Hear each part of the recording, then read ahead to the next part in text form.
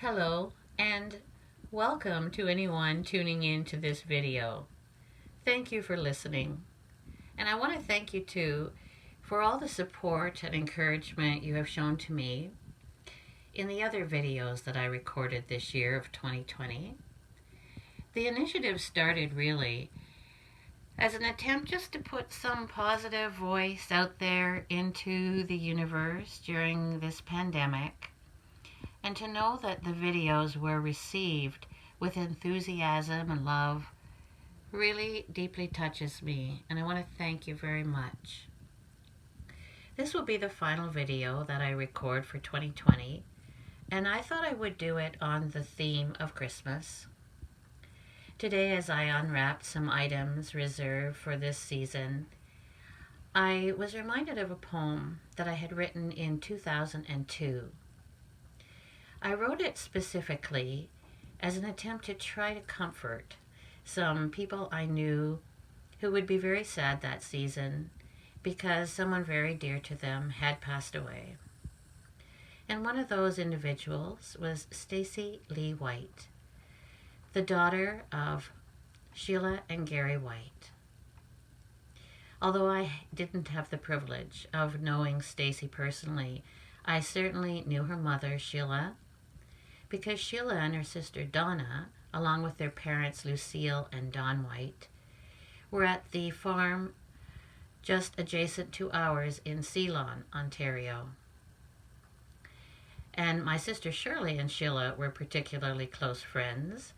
They stood up with each other during their weddings, and all our families have retained a friendship over these many years. Another person who had passed away was a friend of mine, David Dick. David had proclaimed himself to be an assistant to my life, and he definitely was that, and a very good friend. And another individual who passed was Tony Ament, who had been a neighbor of mine in Kimberley in the Beaver Valley in Ontario. Tony was like a guardian angel to the people in the village, and he would always help out in crises like flooded basements and things like that. And he really did leave us too soon.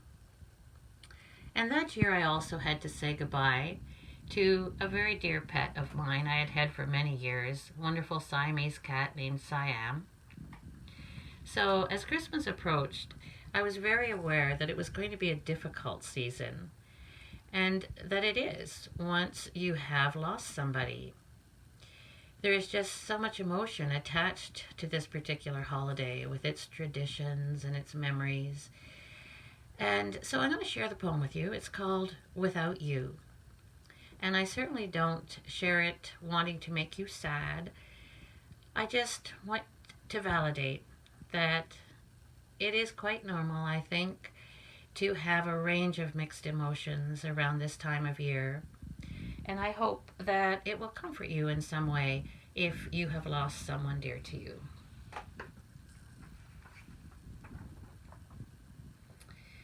Without you. My heart is like a stocking that Santa didn't fill.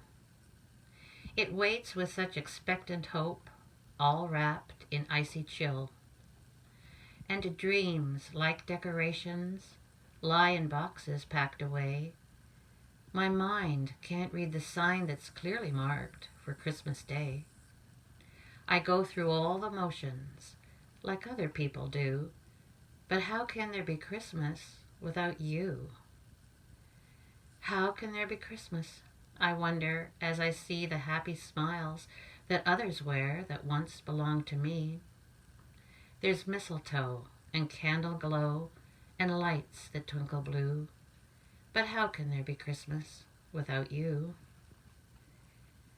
How can there be Christmas? There must be some mistake. We have cookies and a pudding and icing for the cake. I see greeting cards with messages to friends, both old and new. But how can there be Christmas without you? How can there be Christmas? I wonder as I see the presents wrapped in tissue and an angel by the tree. Then something in those fragile wings, like nothing else can do, whispers to my troubled soul, there's Christmas still for you. But how can there be Christmas? I wonder as I hear an old familiar story of a midnight soft and clear, when a baby's birth brought to the earth a promise pure and true.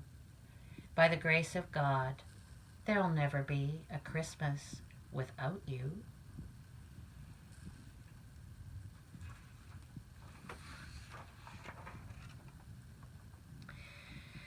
The Christ child brought assurance that our souls forever live, and that faith and love and wonder are the greatest Christmas gifts.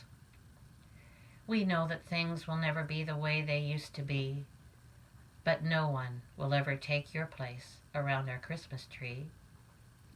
Your spirit will be shining forth from every Christmas light that twinkles in the darkness on the world's most holy night. With every sweet tradition and those we'll start anew, we'll remember how our lives were blessed by the time we spent with you. So that's how there's a Christmas, I realize at last. Though hearts can break like candy cane, we'll heal from seasons past. For everyone who's lost someone, let peace and hope renew, and somehow there'll be Christmas still for you. Your heart might be a stocking that Santa didn't fill, but leave it on the mantelpiece to keep away the chill. 'Cause dreams, like decorations, live in boxes tucked away, labeled with a sign that reads, "Next year for Christmas Day." Just go through all the motions like other people do, and somehow there'll be Christmas still for you. Somehow there'll be a Christmas still for you.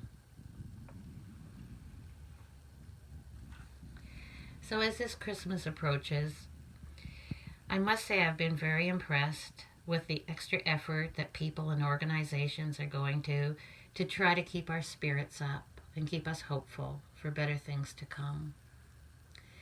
For my friends out there who celebrate Christmas, have a very Merry Christmas. Keep it merry and bright. And for my friends of different faiths, may this holiday season remind us of the things that we all share, the wish for love, for peace, for goodwill. And I hope that wherever you are, you're safe, you're healthy and happy, and that you have a very Merry Christmas.